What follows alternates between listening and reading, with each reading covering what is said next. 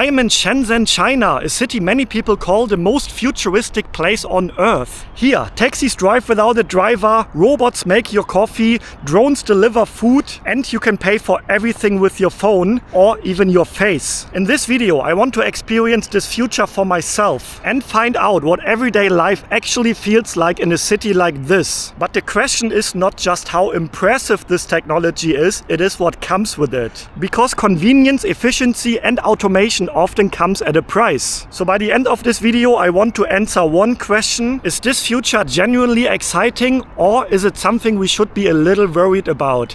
Join me and let's find out. Okay, and we are starting the day here in Shenzhen with a very exciting experience. I'm going to take a taxi without a driver, a driverless car. And to be honest, I'm a little bit nervous for that experience because it's going to be my first time in such a car. Can we really trust AI to navigate us safely around the traffic? Let's find out. And here it is, the robot taxi. He stopped here instead of over there, but that's okay. So let's see how I can enter this. Just open like a regular car. Okay. And then just go inside. Okay, let's see. Alright, here we are.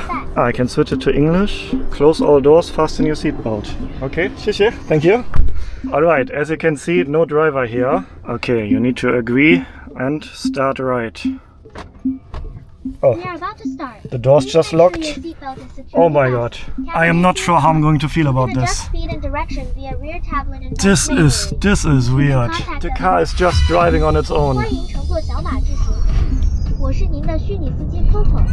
To be honest, I feel a bit scared. This is a bit worrying me.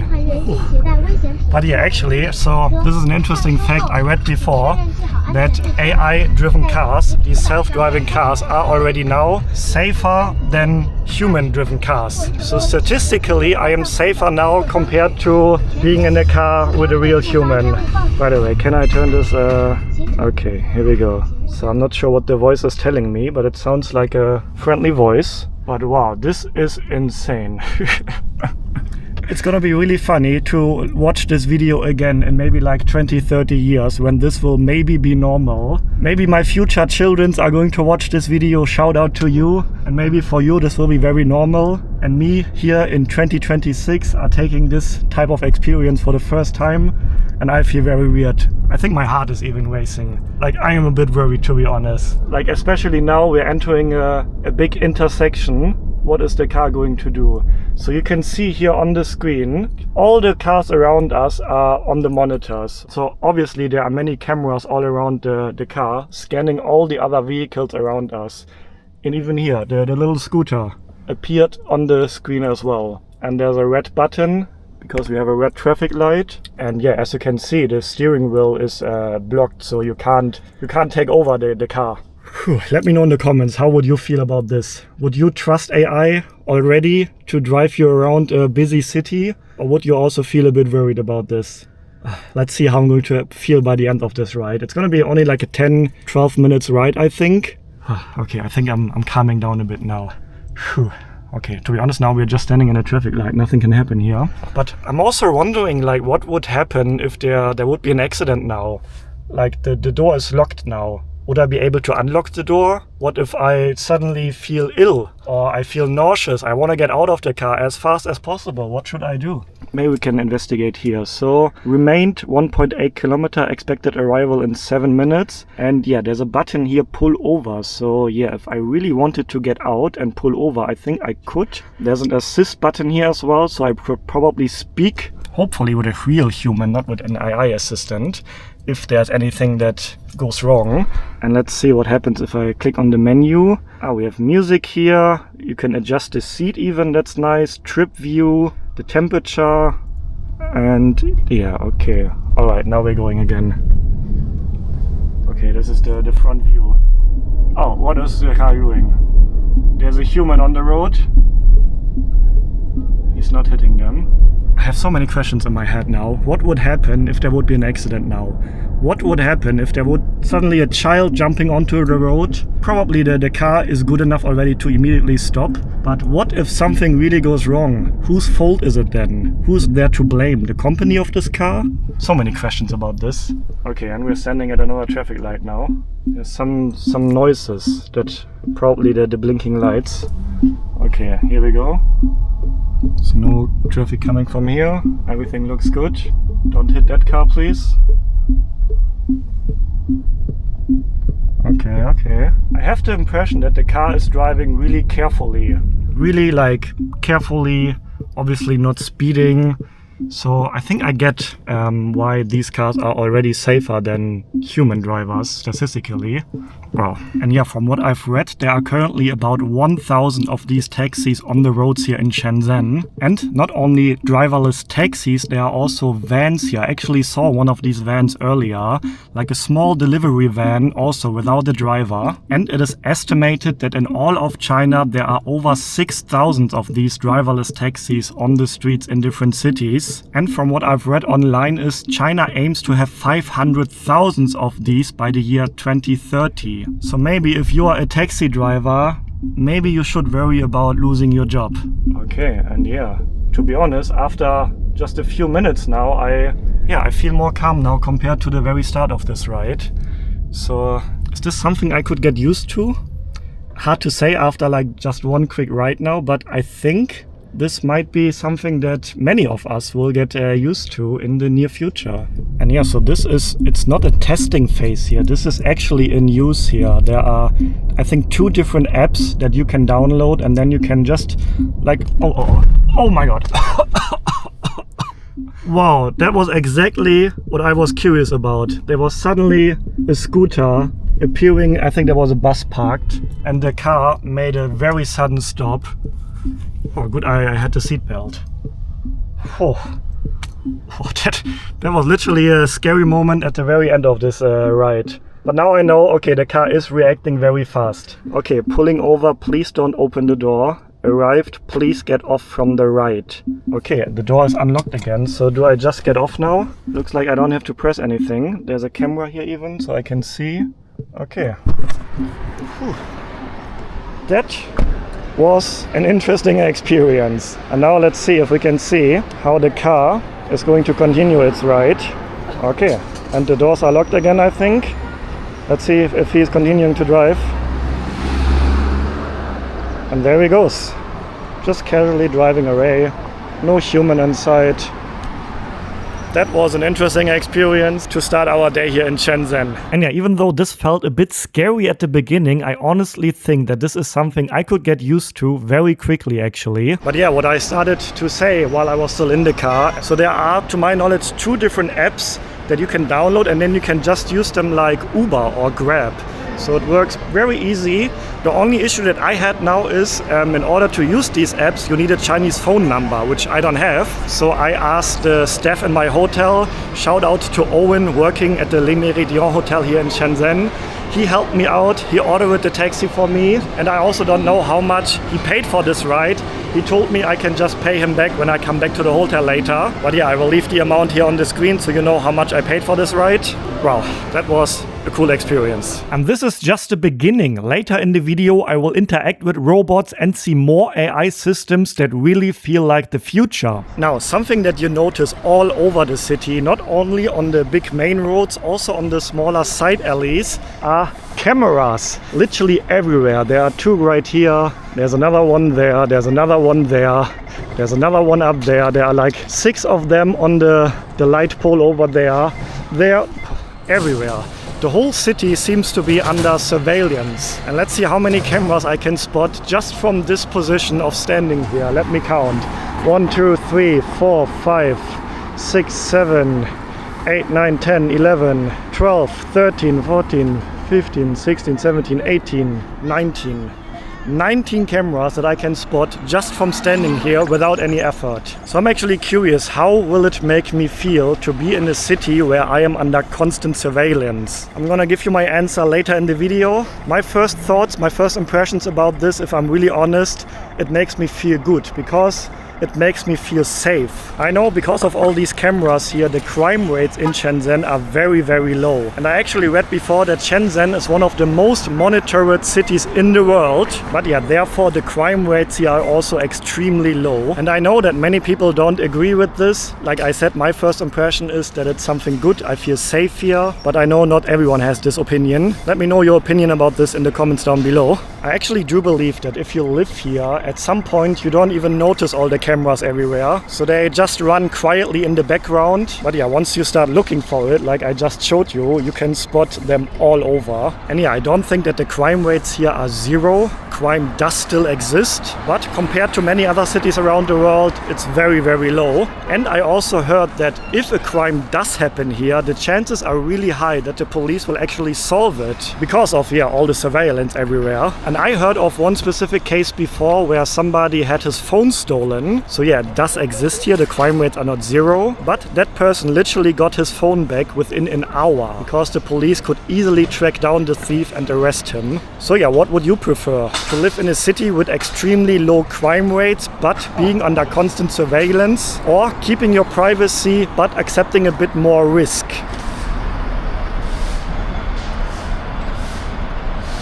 I also saw clips online of the police using drones here in the city. So they have actual police drones here. I'm actually curious if we're gonna see one of these drones today as well here. Actually, I would find that very interesting, to be honest. And speaking of safety, I'm just taking a little rest here on this bench, and this delivery guy here, he has the whole vehicle full with like boxes, drinks to deliver, and he just went into this building to deliver something, and he was gone for maybe like 5 minutes, and the whole time this whole vehicle was just standing here. And of course nobody came and took something, but I'm sure, like, if I think about many other cities around the world, you would not see something like that. The delivery man just letting his whole vehicle of goods just parked with no observation by the side of the road. Next, we are visiting a tech mall where we can see robots, robot dogs, get an exclusive insight into a driverless flying taxi, and even play a game against a robot. But first, let me tell you this. And yeah, there's one recent technology that actually helped me to make traveling way easier and comfortable in the recent years, because everyone who has traveled before knows this problem. When you arrive in a new country, somewhere you have never been to before, and you're maybe tired, you just had a long journey, you just want to get to your hotel as fast as possible, but you need to be connected to the internet, right? So usually what you have to do is you have to search for a SIM card shop. You often have to give them your passport to register, and that was always something that was very annoying to me. So a few years ago there was basically a new technology coming up. I'm sure you all have heard of it by now. I'm talking about eSIMs. An eSIM is basically a digital SIM card that you can install to your phone even before you start a journey. And yeah, for the past 2 years I have literally been using eSIMs in every country I go to. It makes the whole process of arriving somewhere way easier and less stressful. And I am always using Olafly eSIMs. They have over 200 destinations available, and what I really like about Olafly is that many of their data plans have unlimited data. And yeah, installing an Olafly eSIM literally takes 1 or 2 minutes only. They tell you exactly step by step how to do it. So I downloaded and installed my China eSIM already a few days ago before I came here, and I was connected right away after I landed. So if you have an upcoming trip, I highly recommend to check out Olafly eSIMs. And if you do want to check them out, there's a link in the description, and if you use that link you can even get an exclusive discount, which you can also get by simply applying the code CANABROAD at checkout when purchasing an Olafly eSIM either on their app or on their website. So grab an Olafly eSIM and travel stress-free. Okay, I'm inside a tech mall now where you can find all the technology, the latest stuff, and it is very impressive to have a walk around here, let me tell you that. Hello. I'm looking for dogs like this, but you have more big? Yeah. Big dog? You only have the small one? I have big and better. I can see. Because yeah, they do have robot dogs here, which I find also very interesting. And they also have suitcases here, which you can drive around with, like this. That is actually something I have seen before in some airports around the world. Some people actually use these suitcases already. Not sure what they discussed, but let's see if we can see a big robot dog. Ah, this shop. Oh wow, what is going on here? Oh, that's a robot dog. There's another robot here. Oh wow. Oh, everyone is filming the robot. What is the robot doing? Oh, he's dancing. Oh, he's waving at us. Hello. Oh, and we have the big robot waking up as well. And then this girl. Oh. If you like, you buy one. This is for sale already? This one in the. Oh. How much? I'm curious how much money you have to spend to buy a robot dog. 20,000. 20,000? How much is that in US dollar? This one, yeah? 20,000, okay. Yes. So about 2,900 US dollar to get you a robot dog.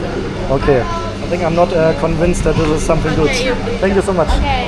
I'm not sure if I would actually like to have a robot dog compared to having a real dog. Let me know in the comments what you think. Oh, what is this guy doing now? Oh. This is a bit scary, I'm not gonna lie. This guy is also moving next to me. Can you shake his hand? Hello? Oh, that feels weird. It actually feels weird to touch his hand. Hello? No, he's not talking, he's not doing anything. Okay, let's see. The dog is a bit more interesting than the guy over there.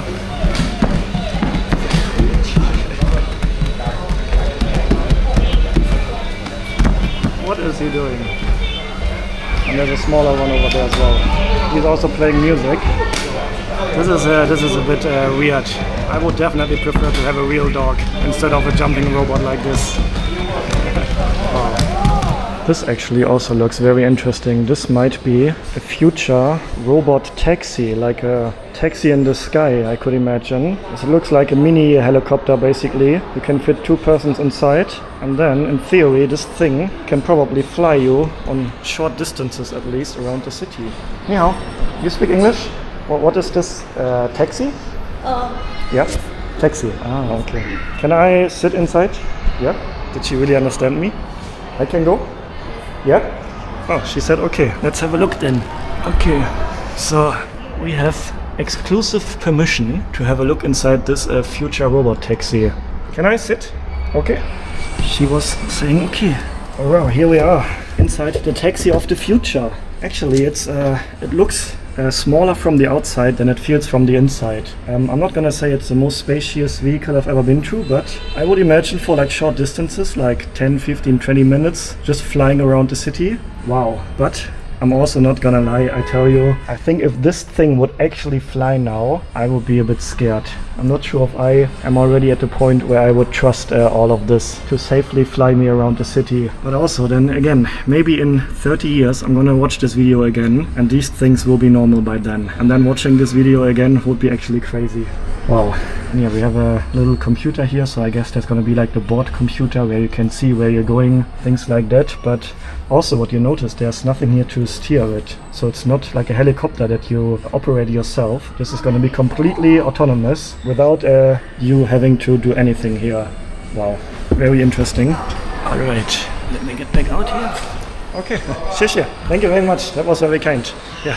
This is also the future. I also think it's quite realistically that these things will be normal in the not so far away future. And we also have some more gigantic drones here actually. I think these could maybe be used for farming. This is maybe a container where you can put some, how do you call it in English? Like the things that farmers spray around their fields to get rid of some insects, for example. So that could be a use case for a huge drone like this. So you don't have to drive around the fields by yourself anymore with a big vehicle. I'm not sure how these vehicles are called in English. You can just set up your drone and the drone automatically flies around your fields. Wow. Overall, this city is quite impressive and quite interesting so far. And I'm also very curious, it's soon going to be dark and then yeah, we're gonna see the whole city illuminated by night. I'm very excited for that. And look at that, there's a robot playing chess here. Oh, you can play chess against a robot. Can I try? Try, yeah? Oh wow, okay. So, I don't understand the voice unfortunately. Okay, I can do something now, it's my turn? No? Okay, okay. Oh, now it's his turn. Do you say his or her turn when you're speaking of a robot? Okay, okay. Why is he taking my figure? What is he doing? That was not fair. He just took my right figure. Ah, I think he's adjusting it because it was wrong. This is supposed to be here, right? I think now you confused him. Okay, okay. Okay, I start? Yeah? Okay, first move. Okay, let's start with a offensive move already. This one. Now I press something. 走棋确定 Okay. Yeah, we have the clock running here as well. Now he's making his first turn. Okay. Now me again. Okay. Let's still right here. I wonder what happens if you make a wrong move, something that you're not allowed to do. If he will correct you. 他要把你吃掉 eat Now he can, yeah, he can, I want to see that actually, so I'm not gonna interfere. eat want eat you Yeah, let's see if he will kick my horse. I always forget to press it. Yes, he's going to take my horse. 他吃完到这里了，你就吃不到他了。 Wow, this is funny actually. Okay, he's putting it there. Let's see. I'm gonna go. You know what? I'm gonna go. What's this again? 他这个会吃掉你的。 Yes, he can take it again. I know. But, okay, I'm not actually going to finish the game. She can finish the game. Wow, but I don't know, man. Is this going too far? Like if you want to play chess with somebody, like the good thing about it or the fun thing is the human interaction, right? And that's totally missing when you're playing against a robot. But also, again, I could imagine this is going to be normal soon. Okay, this is also very cool. I'm not sure how you call this in English, like a hologram. And imagine in the near future you can video call people and then they will appear in front of you as a hologram like this. Yeah, this looks actually very cool. Wow. Oh, this is even more impressive here, look at that. That is literally a hologram in the air. Like all of this right here. Wow. I'm not sure if you can really see that on the video, but there's no screen or anything in the air here. This is just a picture shown in the air. The same with this one over there. All of this here. Like look at it. Oh. Imagine you can video call your girlfriend, your boyfriend, your parents, and you can see them in front of you like this. That would be so cool. Wow. Also something that I believe is not that far away in the future, that we can actually use technology like that. Impressive. Okay, and I would also like to show you how payments are done here, because they are all digital. Nobody here uses cash anymore. It's basically a cashless society. This is, I think, now my 5th time visiting China in the past 2 years. And in all my visits, I have not seen a single person paying somewhere with cash. So you can pay everywhere here with your phone or even with your face. Let me show you how that works. Okay, let me just grab a drink here. Maybe Pocari Sweat. There we go. 你好. Okay, G for bow. This? Yeah, okay. Then you place the QR code on the phone in front of this machine. Okay. And that's how you pay. 谢谢.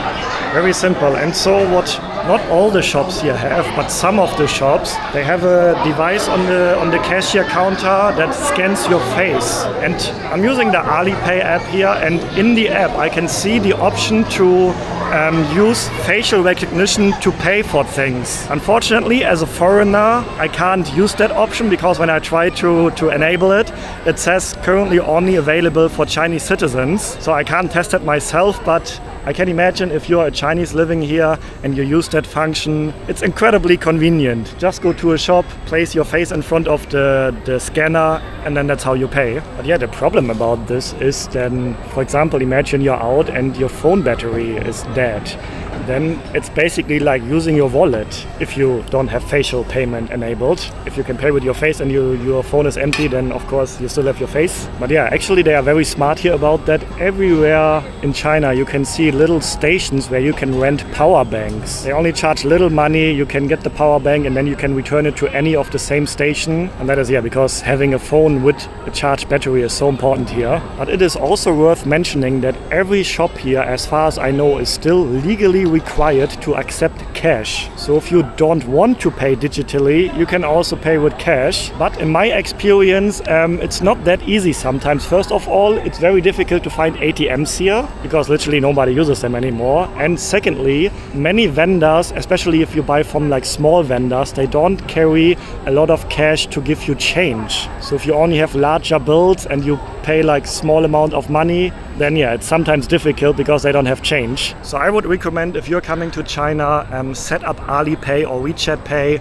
Set it up in advance. You need to connect your credit card with it, and then that makes the life here in China so much more convenient. But I know there's also a lot of criticism that I always read in my comment section about the world becoming a cashless society. I know many people don't agree with this and they want to use cash. They don't want to have anything digital. So there are two sides to it. For some people it's very convenient and a very modern way of living life and paying for everything. But for others it's also like something that they don't really want. Okay, you have these bicycles all over the city that you can rent by scanning the QR code. I'm currently trying to figure that out. So I just used my Alipay app to scan the QR code. Let's see if that works. No, unfortunately it doesn't. I always get a notification, something like wrong ID card number. So maybe I can't rent these bicycles without having a Chinese ID card. That is a bit unfortunate because they would be very nice to cruise around the city center here especially. There's another one over there. Seems to be a different brand because it has a different color. But yeah, that is something that I noticed a lot before already in China. Like in order to really make use of all the apps and all the technology, you really need to have a Chinese ID. Not all the services and apps are available for foreigners. You often need a Chinese phone number as well. And I would also say it would be like really beneficial if you can speak Chinese in order to really make use of everything. So if you're thinking about moving to China, if you want to live here, then I would say there's no way around. You have to make the effort to really learn the language here, which if you want to really live in a foreign country, you should do anyway, always. But here in China, I feel like it's especially important. Okay, and I actually found something here of which I believe will be very normal in many countries around the world in a few years. But unfortunately, that will also lead to many people around the world losing their job. Now, if that is something good or bad, you have to decide for yourself. Let me show you what I mean. There is a robot making coffee here. That looks very interesting. I have never seen something like this before. So let's see if the robot makes the coffee as good as a human and if you also can do the art on the coffee. So how does that work? Operation method. Give an order, robot making, take a cup. Click the button below to start the robot coffee. Order in English. Okay, I would like to have, let's take a classical cappuccino. 18 yuan is the price. Check out. And then, yeah, I can pay with Alipay or with my credit card. Okay, and I paid with Alipay. Payment successful. We will start preparing your coffee. Oh, and here we go already. The coffee is starting, or the robot is starting, I should say, making the coffee. Here we go, okay. Wow. Oh, look at that. That looks very fascinating. Surprised though, the robot doesn't seem to be able to speak. And here we go. What is he doing? And here we have a regular coffee machine. So the robot, how is he pressing the button? He's not actually pressing something. He's probably connected with AI. And there we have the coffee coming. Wow, I feel like I'm in the future suddenly. But yeah, I do believe this will be very normal in many countries around the world in a few years. And yeah, unfortunately that will lead to many people losing their job. So we have a cup of coffee now, and now I'm very curious to see if the robot will make the typical latte art. But does this guy look friendly to you or a bit scary? Okay, here we have the coffee. Here we go. Okay, what is he doing now? Where is he taking my coffee? I think there's a camera down there. He was checking something. Maybe he was checking if the coffee is actually there. Okay. Can I take it? I'm not sure what this means here. Something written in Chinese, which I can't read. Oh, but I think he's finished. Here we go. Okay. So the coffee looks like this. No art on it. Actually, I'm not sure if art is only supposed to be on latte. I ordered the cappuccino. But yeah, the big question now is, how does the coffee taste? Tastes like a regular cappuccino. No difference. But to be honest, all the robot was doing was putting the cup under there and then pressing the button via Bluetooth. So nothing too crazy, I would say. But still, quite impressive. And I think many coffee shops around the world will have a machine like this in the near future. And by the way, that tower right there is actually the 5th largest tower in the world. It is the Pingnan Tower, and it is also actually the largest all-office building in the world with a height of 599 meters. And here to also give you some general first impressions of being here in the city center of Shenzhen. What really stands out to me is how quiet the city overall feels. There are 18 million people living here, but it totally doesn't sound like that. If you have a look around, you can see it's spotless, it's clean everywhere, it's well organized, and most of the cars here seem to be electric, so the noise level is very, very quiet. Like, you hear that? you almost hear anything, right? And that is extremely impressive, especially when keeping in mind that this is a city of 18 million people. Now, something that I believe will also be very normal in many places around the world soon are drone deliveries, because here you can order food or also medications from pharmacies, for example, via drone. And we can see that right here. There are 2 drones in the air here currently, and over there is such a drone delivery station, because yeah, at the moment you can't just order the drone to your home. You have to use these specific drone delivery stations that are currently at specific places around the city. Let's see if we can have a look and see how it exactly works. You can see it's quite an attraction here. So I guess that many of the people here are maybe also not from Shenzhen, maybe from other areas in China where this is not available yet. So this is also interesting for other Chinese to see this. So this is such a drone delivery station that I was talking about. So you have a QR code right here. You can scan the QR code and then, it's quite a large drone by the way. So you scan the QR code and then you order via an app. And these are example stores, for example, that deliver to this specific station. So we have KFC, McDonald's here, and then all the other ones, I don't know, probably local Chinese brands. And there's another drone landing right now. And you can see attached to the drone is a little box in which the item that was ordered is in. And then they just land here. And then you have to enter your pickup code that the app will tell you. And then the door opens and you can get your delivered item. Let's see if I can actually use this as a foreigner. This is also very nice actually. So there are boxes here as well in which you can place your box, your delivery box. So everything gets recycled here. And I don't see any of these boxes lying around somewhere. So people really make use of that, which is also good to see, of course. So what is worth mentioning is that these drones, they don't just fly anywhere around the city. They follow certain drone paths. So they have a launch pad where the shop owners, they package the drones and set it up, and these are usually right next to big malls, and then the drones are following certain routes to these pickup stations which are spread at different locations in the city. But even though it looks like this is a show place here, many tourists are curious to see it, it is actually something that people who live here use. I could for example imagine if this is for example your office building, and then you order food via drone, for example for your lunch break, and then when your break starts, you just need to come here, pick up the food, and then you can enjoy your lunch break here in the park. That is something that I could imagine that people are actually doing here every single day already. But also, once again, it begs the question, like, will this replace human delivery in the future? Maybe some people would actually even miss like the human interaction that you have with the delivery driver, for example. Although I know that many deliveries around the world are also nowadays contactless. So the driver, for example, just drops the item in front of your door, and then I would say it's not a big difference to have the item delivered via a drone or via contact delivery from a human. But yeah, unfortunately as a foreigner, I do have the problem now that I can't use the app because it requires a Chinese phone number. So I just tried to download and set up the app, but can't do it as a foreigner without a Chinese phone number. So unfortunately I can't order food now, I can't try it. But I think we got a good impression of how it works, and I can tell you there are drones arriving literally every single minute. There's another one arriving now. I see another one over there, probably on the way back. So this station is highly in use. To be honest, I already feel a bit overwhelmed with all the experiences today so far. It's a crazy feeling, like I really feel like I'm seeing the future here, and I am not sure yet if what I see is more scary or more exciting. Okay, a few hours later, it is evening time now, and now the goal is to see the impressive Shenzhen skyline by night, because from what I've seen in pictures and other videos before, it looks impressive. So let's have a look as well. And once we found the perfect view, I'm also going to give you my final thoughts about my experience here in Shenzhen. Okay, I think you can really see here what I meant with how impressive this city looks after sunset.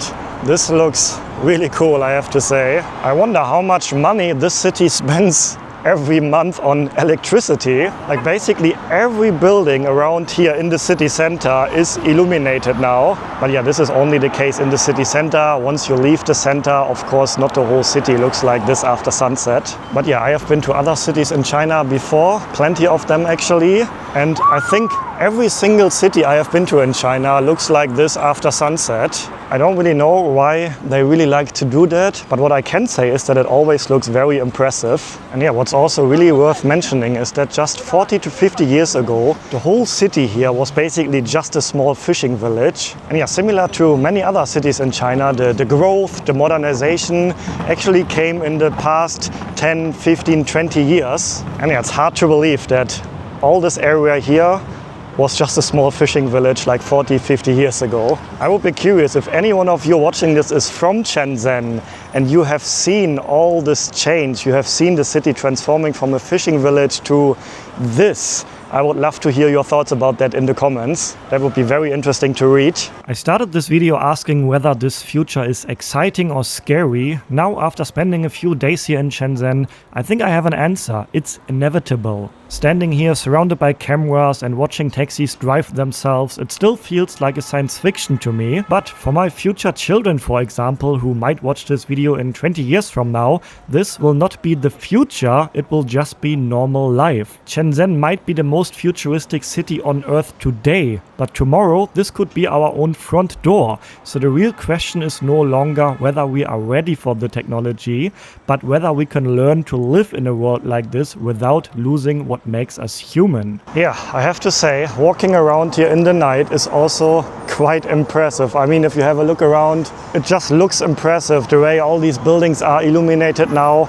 And what really once again stands out to me is like how lively it still is even after sunset. You see couples here, you see families, you see kids, you see elderly people, everyone is still out. And yeah, regarding the civilians topic, I can actually say, like, after the first half an hour, I totally forgot about all the cameras around me. Exactly like I would have imagined. Like, after a while, you don't even think about that anymore. And then once again, what I really like about all of these cameras here is like how safe you can feel, especially now after sunset in the night. So all the constant surveillance, the risk of losing your privacy, the machines taking over jobs, is all of that worth the convenience? Honestly, I think that is something you have to decide for yourself. What I saw here in Shenzhen really impressed me, but some things, for example, playing chess against a robot or seeing a robot dog, was also a bit weird and maybe a bit scary. And yeah, stay tuned for the next video in which we are going to visit another very interesting city here in China. So if you're new here, feel free to subscribe to the channel to follow the journey. So go see the world yourself, take care, and until next time.